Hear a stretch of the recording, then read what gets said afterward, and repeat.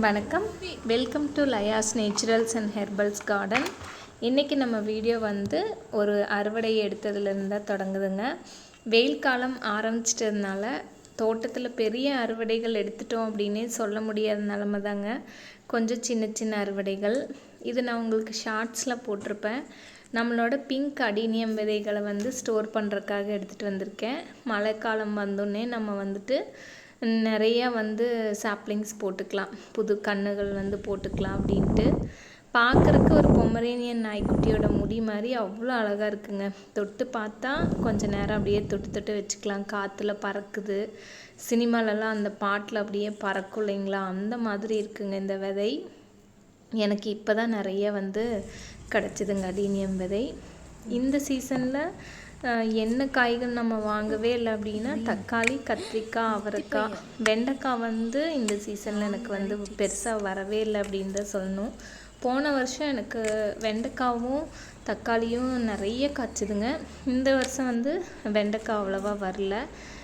கத்திரிக்காய் ஓரளவுக்கு எல்லா வருஷமும் நம்மளோட வீட்டு தேவைகளுக்கு ஆகிற மாதிரி வந்துகிட்டே இருக்கும். இப்போ நான் எடுக்கிறது சிவப்பு பொன்னாங்கண்ணி கீரை. கண் பார்வைக்கு ரொம்ப நல்லதுங்க இந்த கீரை. அடுத்து அன்றைக்கி எடுத்த அறுவடை உங்களுக்கு போடலாம் அப்படின்ட்டு கத்திரிக்காய், அவரைக்காய், அப்புறம் பார்த்திங்கன்னா கொஞ்சமாக தக்காளி. இந்த தொப்பி கத்திரி வெரைட்டியெல்லாம் ஃபஸ்ட்டாக வந்திருந்ததுங்க கருப்பு கலரில். இதுதான் அந்த தொப்பி கத்திரி.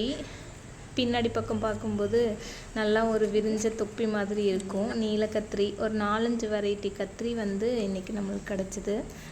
மல்பெரி கொஞ்சமாக கிடச்சிதுங்க. மல்பெரி நம்மளுக்கும் பேர்ட்ஸுக்கு அணிலுக்கு பெரிய டக் ஆஃப் வார் மாதிரி நடக்கும். நம்ம சாப்பிடமா, ஆனால் நான் இப்போல்லாம் விட்டுறது. சரி நீங்கள் கொஞ்சம் சாப்பிட்டுக்கோங்க, வெயில் காலமாக இருக்குது, பேர்ட்ஸுக்கு ரொம்பவும் சிரமம் அப்படிங்கிறதுனால கொத்தி கொத்தி அழகாக சாப்பிடுவாங்க. அப்புறம் கீரை கொஞ்சம் பறித்து எடுத்துட்டேன். அவ்வளோதாங்க, இந்த அறுவடை தான் கிடச்சிது. இப்போ செர்ரி மறுபடியும் காய்க்க ஆரம்பிச்சாச்சுங்க. சேஞ்சிங் ரோஸ் குளிர்காலத்தில் பூத்த அளவுக்கு வெயில் காலத்தில் இன்னும் சுத்தமாக பூக்கள் கம்மி ஆயிடுச்சு.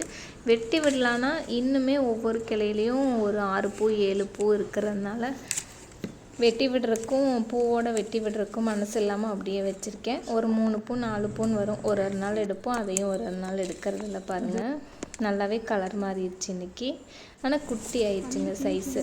இந்த பூக்கு விதையே கிடையாதுங்க அப்படின்னு நானே ஒரு ஷார்ட்ஸ் போட்டிருந்தேன். ஆனால் இதில் விதை இருக்குங்க. அப்புறம் வெள்ளை செம்பருத்தி, பிங்க் கலர் கிடச்சிதுங்க. நம்ம தோட்டம் பிடிச்சிருந்தா லைக் பண்ணுங்கள், சப்ஸ்கிரைப் பண்ணுங்கள், ஷேர் பண்ணுங்கள். நன்றி.